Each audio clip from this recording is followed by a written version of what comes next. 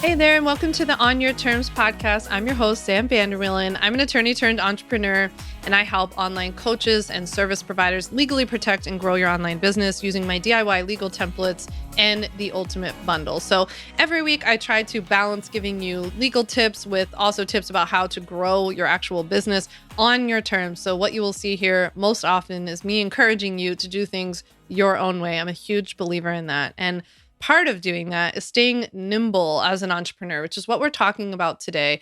So in today's episode, I go over staying nimble as an entrepreneur, whether it's because you've been faced with a bunch of difficult life hurdles, like some of the things that I've shared with you that I've gone through over the last several years since I started my own business, from my own brain surgery to my dad getting sick and being his caregiver, to just a lot of different bumps in the road, to, the last year and a half has thrown everybody a huge curveball in figuring out, how do I offer my products? What are some of the challenges and new struggles that are coming up with my clients? And more than anything today, I hope that you walk away from this episode feeling inspired that being nimble is a good thing and change and things popping up in your life and your business can be a good thing, especially for your business. And I share a lot of my personal examples of how I turn certain things into benefits in my own business. So I hope that you love today's episode. I will round out today's episode with a bunch of tips about how to stay nimble, how to act like more of a scientist in your business, which is a huge, huge thing for me. And I think have been a part of my success or whatever we call it. So I hope that they're helpful to you. And before we get into today's episode, if you haven't already, it would mean the world to me if you follow the show wherever you listen to podcasts, if you rate it and leave a review on Apple Podcasts, if you listen there. I would love to hear your thoughts. And as always, send me a DM with anything that came up for you in today's episode. I'd love to see you over on Instagram. I'm at Sam Vander in there. And with that, let's get into how to stay nimble as an entrepreneur.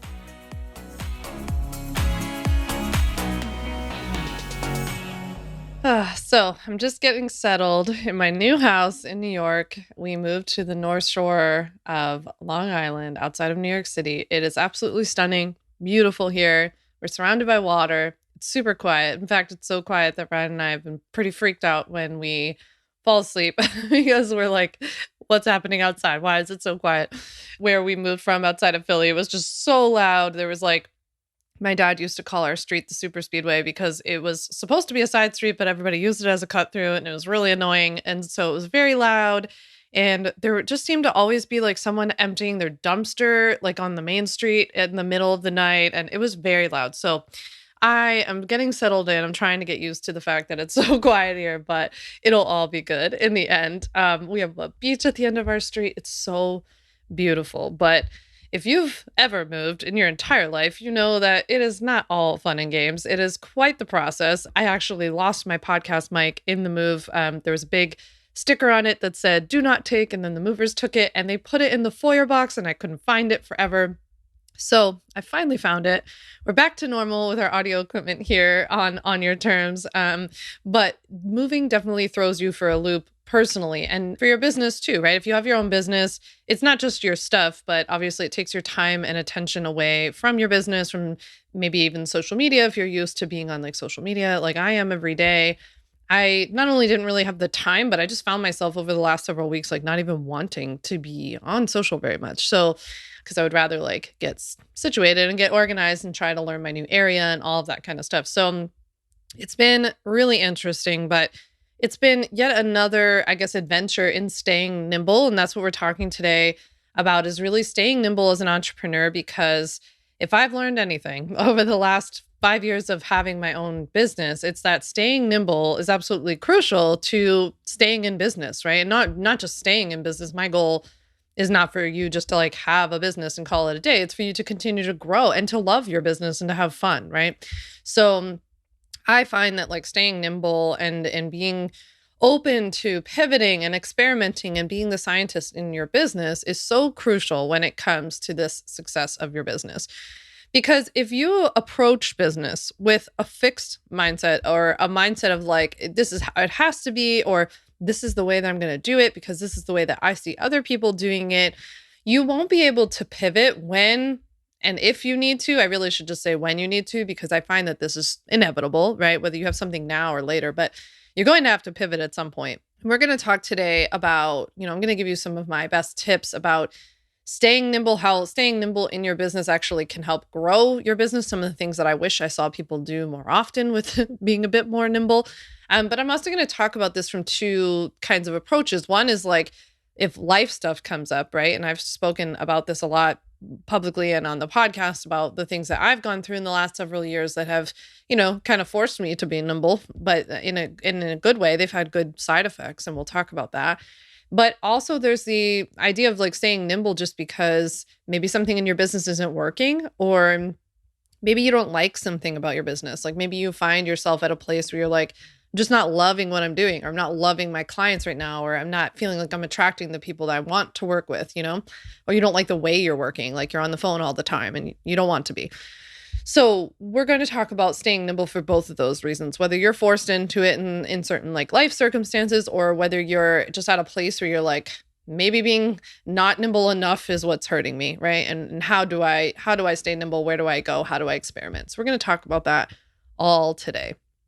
So if you experience something like, some of the things that I've experienced over the last several years, some of the things I know you have too, like family emergencies or family situations like mine with like health, taking care of a parent or a loved one, a child.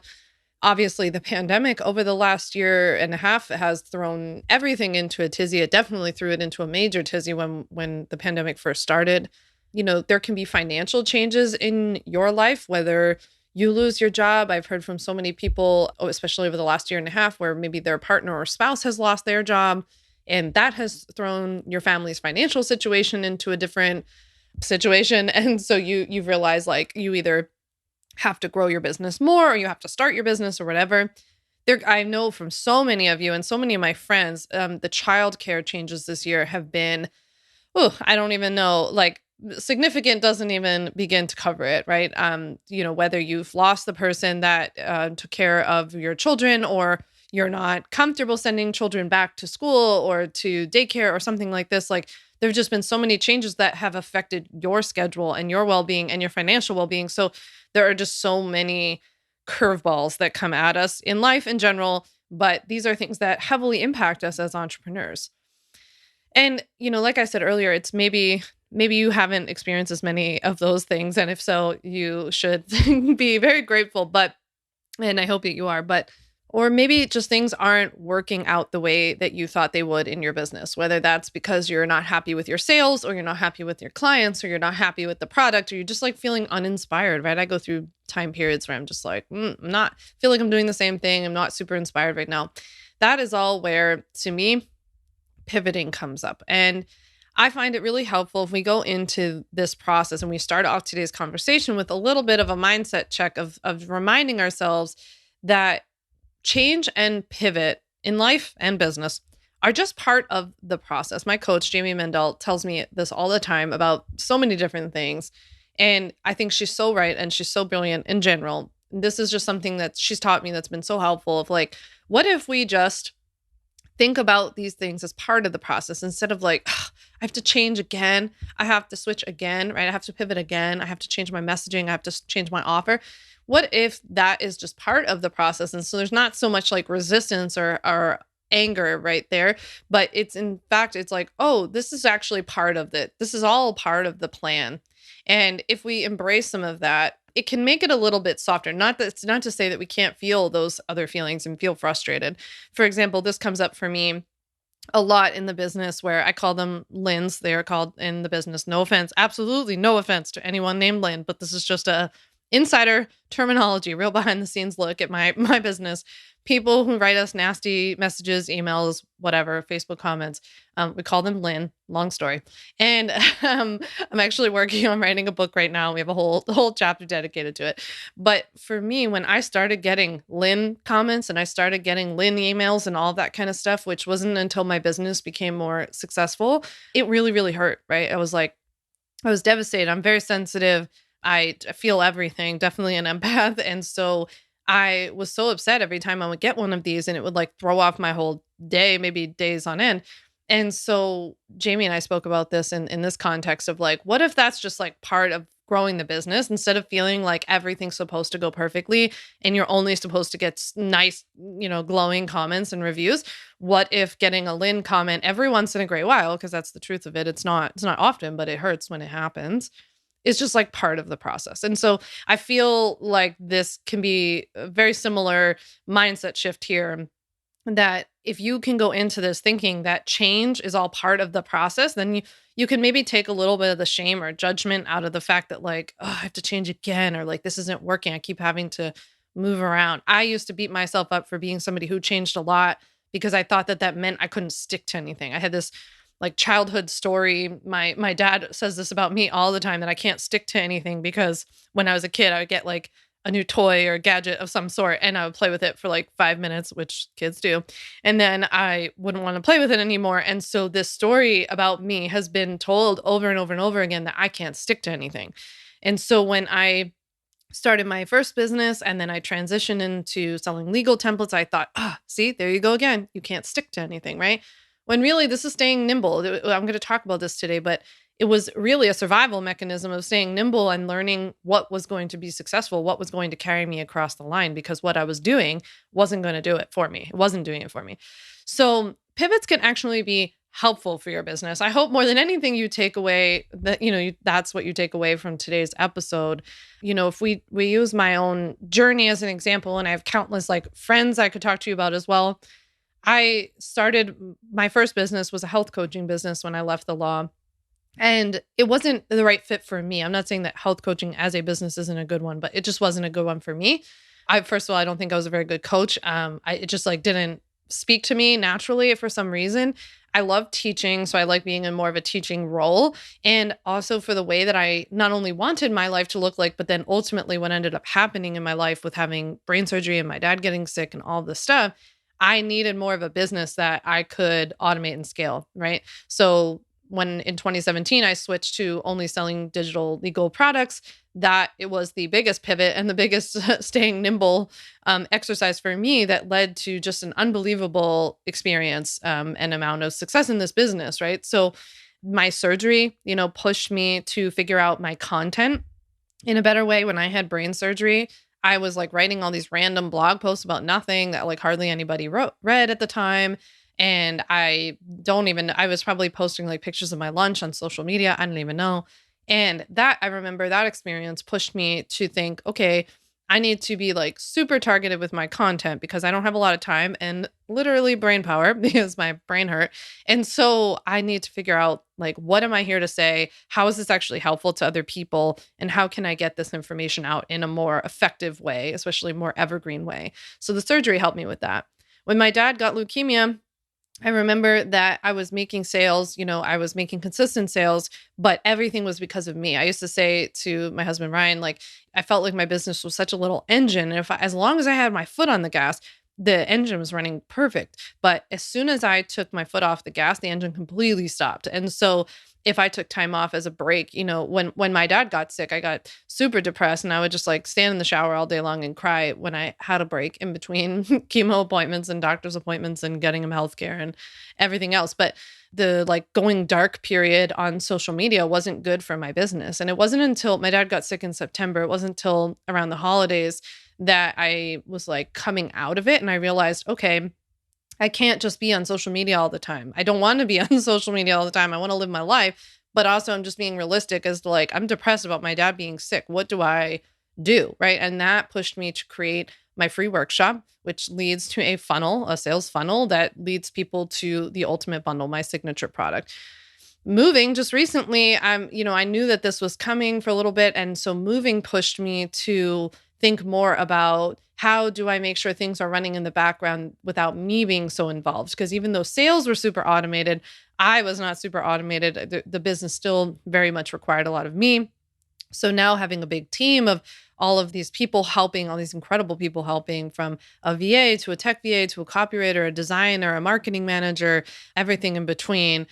We have a lot of stuff running in the background to the point where I actually ended up taking like over a month off. I mean, primarily I would check in, answer their emails and their Slack messages and stuff like this. But like really overall, because I got really sick before we moved and then we moved, The business ran totally like normal. There was nothing, no hiccups, sales were normal, everything. So, all of these life situations pushed me personally to stay nimble and to pivot and to make the business better, right? But that does require that mindset of like, oh, this is an opportunity for change, and change isn't always bad. Or it was also an opportunity to be like, oh yeah, that's like not working. Like it's not working for me to have to be on Instagram every day. It's taking me away from being present in my life and my family. It's making me maybe feel bad about myself sometimes when I'm on social media. So what are some ways where I can like do this better, right? So this stuff can always be seen as an opportunity for better change. And I think the last year and a half, the pandemic obviously has also pushed us to think about things differently. The world is changing. The way that people consume information is changing. The way, people are going to be working from home more often. People are experiencing new mental health challenges. People are experiencing new, like just day to day difficulties. You might be seeing this with your clients as well. Like maybe the kids are home from school, or maybe the both like partners are working from home and they're driving each other crazy or something. So there's a lot of stuff going on now that can push you to have to think about your offerings differently, your payments differently. Like, for example, during the pandemic, I was very resistant. Prior to the pandemic, I was very resistant to longer term payment plans because I had a lot of fear and anxiety over what would happen if I created this longer term payment plan. I thought everybody would like buy it, pay the first one and bounce. So I wouldn't do it. And it was definitely holding me back in my business. So many people were asking for it. And the pandemic pushed me to think about making the Ultimate Bundle in particular more accessible and allowing people to get in who needed a little bit more time to pay. I did that. It was huge, right? It was huge. It's been very successful. People have been very respectful as well. And so that was an example where like that was something I was like freaking out, like, oh, I can't believe that the pandemic pushed me to have to do this. And it ended up being great. And I actually feel really good about the fact that people can have access to this over a longer period of time. So, another thing I just wanted to mention quickly too, before I get into some of the tips I have for you today, is that the changing landscape. I mean, over the last 5 years that I've been in online business, like the marketing game has just shifted so much. I mean, because it changes, what's like the hot platform of the moment. And then, even if like Instagram's been the hot platform the whole time, the way that we use Instagram has changed. Like there were no reels, there weren't even stories when I started. Then there were like no reels. Then IGTV was like hot for a hot minute. And then, things just keep flip flopping all around. So you just want to stay nimble because these things that the way that we do our business, the way that we use certain tools, they're not constant. So you can't be constant. So it doesn't make sense. And it's just not ever going to be a like, okay, if I just like do this every day for the rest of my life, this business will be successful. That's never going to happen because the things that you're using to market your business and to attract clients, they're not staying the same, right? And your audience is going to change. If you're in business long enough, your audience is going to evolve and change. So it's really important for you to stay nimble, whether it's from your marketing to your offerings to your website, whatever it is. So, okay, I want to get into a couple of tips I have for you about staying nimble as an entrepreneur. The first one is a little two-part mindset shift that we're going to make. So the mindset shift that I want you to make, maybe we even write this down, maybe we reflect on it, whatever you want to do, whatever's helpful for you, is that one, things will not always be the same, and it's not even good for them to be the same. So I want us to start thinking about things in like, it's not normal, right? So getting back to that part that I was saying that my coach, Jamie Mendel, has taught me is that it's not really normal for things to just be the same or only be positive or, whatever, but it's not going to be good for that to be the same either. So it's going to be fun. We want to start thinking about this from a positive perspective. Like it can be fun that things are changing and evolving. It's kind of fun. And I find it challenging in a good way that these platforms keep changing the way that we use these platforms. I find that all super interesting. So we're going to approach it from that perspective. The second part of this mindset shift that I want you to think about is that change is an opportunity to be better and different. So going back to what I was saying about how, not wanting to be on social media anymore, or like not wanting to be on social media like every single day, documenting every single thing, got me to think about like, how can I create a sales funnel, right? How can I generate leads without me having to be on social? Or where am I spending my time that's actually working instead of me just like being on my phone and hoping it's working? So change is an opportunity to be better and different. And I want you to think about the ways that some of these changes, whether they're in your life or in the world or in the way that your clients are consuming information, how that could actually be an opportunity for you to make things more in alignment with the way that you want to do them, the way you want to run your business. The second tip I have for you is that I want you to stay nimble as an entrepreneur by studying the market and studying your clients. So I can tell you over the last 5 years, like our industry has changed a lot, right? The way that we market our products, the way that we sell them, the way that people want to be like spoken to. I mean, definitely the way like in Facebook ads, the way that even the Facebook ads are structured with like more video, and now like the videos looking more like reels, or looking more organic than like highly stylized videos and stuff like that.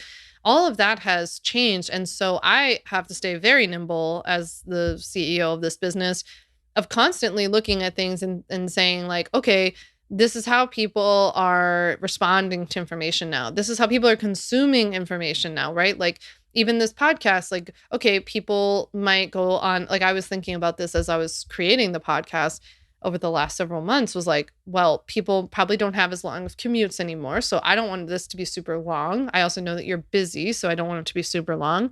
I think to myself, like maybe you pop this in while you're out on a walk or something, or you're like cooking or something, I don't know, doing something that is not super long. So even that, like I try to think about like, how are people listening to this?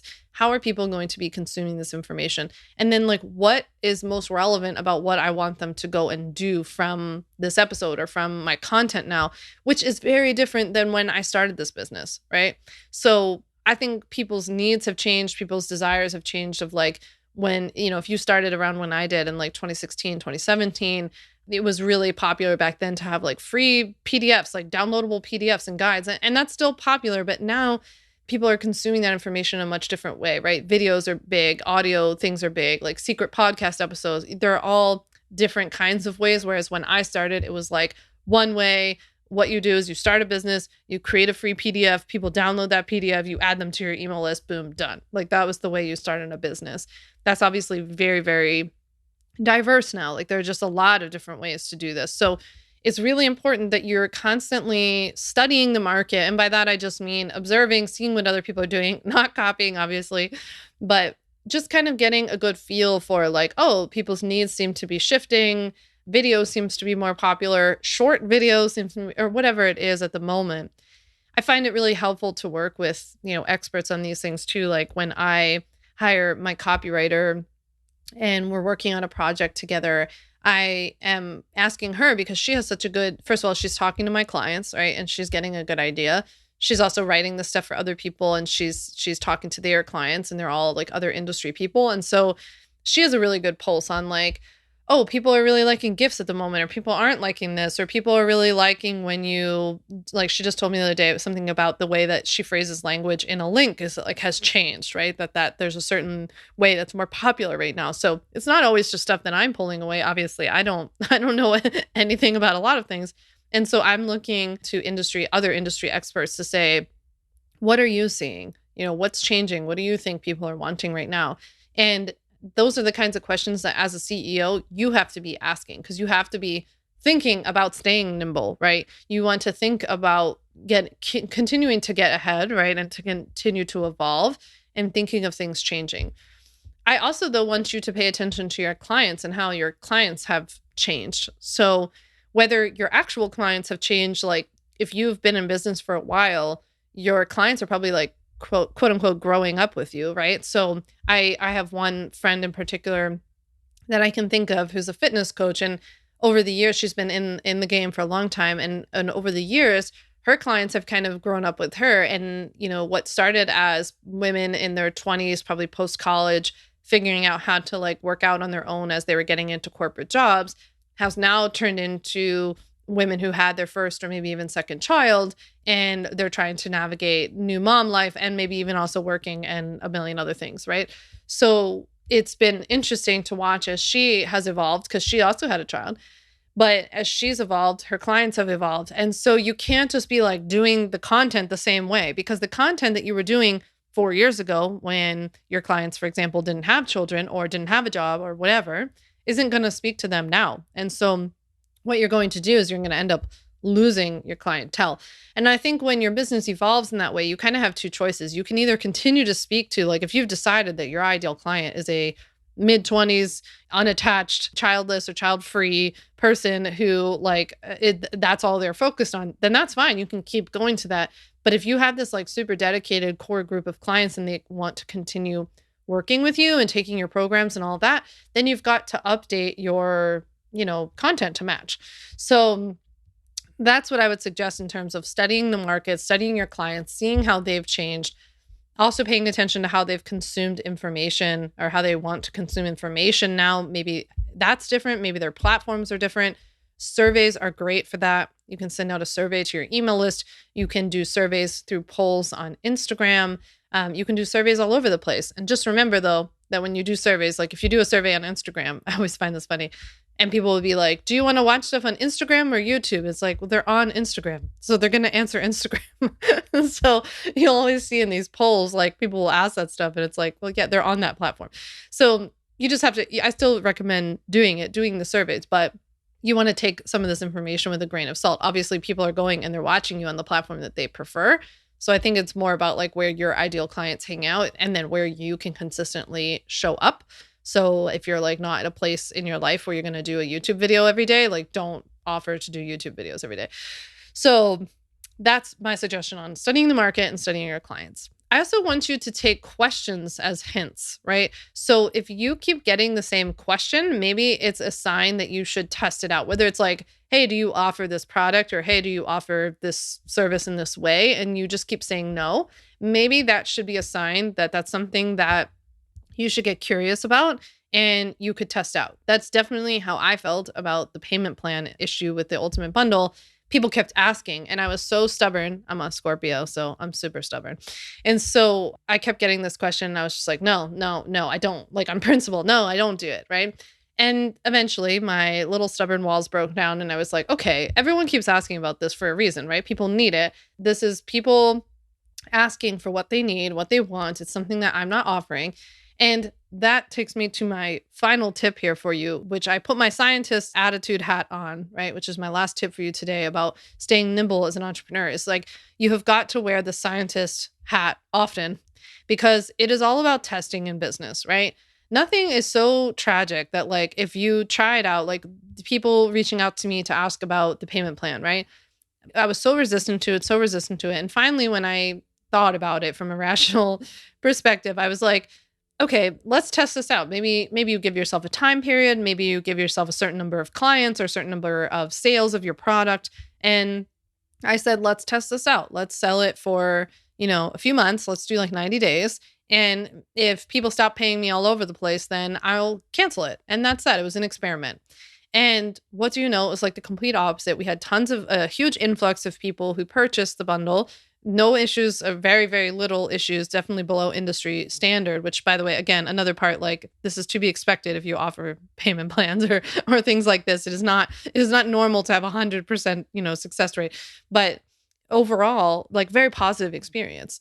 And so it's something I even have to remind myself of because I'm just such a big believer in this scientist attitude that in business, it is all about testing. Nothing has to be permanent. If you don't like it, or if it doesn't work, right, you can change it. Maybe it's not so black and white either. Maybe it's not like in my case, maybe it didn't have to be like payment plan or no payment plan. Maybe it could have been a shorter one, or maybe I offer it in a different way using a different platform that's a bit better with like capturing cards or something like this. So it's all about approaching this stuff with a testing attitude. I really, really so heavily believe in that. I'd be happy to do a whole episode on scientist attitude in your business and going in, leading with curiosity. Curiosity and being curious is like, it's one of my favorite words and terms in general. I just so believe in like seeing, how does this go? Like, I wonder how this will go. I'm not sure, but I'm open to it. And of course, I will teach you all day long about doing the things that you can do and should do to legally protect yourself. It's not like I just like threw caution to the wind and was like, let's see how this payment plan thing goes. I had a very strong contract. I had things in place. I was using a great payment processor, all of this stuff. But it's more about the mindset attitude of like, let's just see how this goes. And if it doesn't go well, I can always change it. That's the cool thing about being the CEO. So with that, I hope that this episode was helpful. I encourage you to stay nimble as an entrepreneur. I hope that maybe a little piece of today will spark some idea about something that you can do a little differently, or maybe it's even just an idea of like going into this with a little bit more positive attitude about change, because change is scary. I get that. I feel that too. But also these things can be beautiful blessings in your business. And you might not understand why now, or like why you had to go through certain things now, but I think you will in the end. So with that, if you liked this episode, please screenshot, share it on Instagram, tag me at Sam Vander, send me a DM, let me know what you thought about this episode. And if you haven't already, please go and leave a review and follow the podcast wherever you listen to podcasts. If you listen on Apple, please rate and review. If you listen on Spotify, follow the show. It's so helpful into getting this into the hands of other online business owners. And with that, I can't wait to chat with you next week. Thanks so much for listening to the On Your Terms podcast. Make sure to follow on Apple Podcasts, Spotify, or wherever you like to listen to podcasts. You can also check out all of our podcast episodes, show notes, links, and more at samvanderwielen.com/podcast. You can learn more about legally protecting your business and take my free legal workshop, 5 Steps to Legally Protect and Grow Your Online Business at samvanderwielen.com. And to stay connected and follow along, follow me on Instagram at Sam Vander and send me a DM to say hi.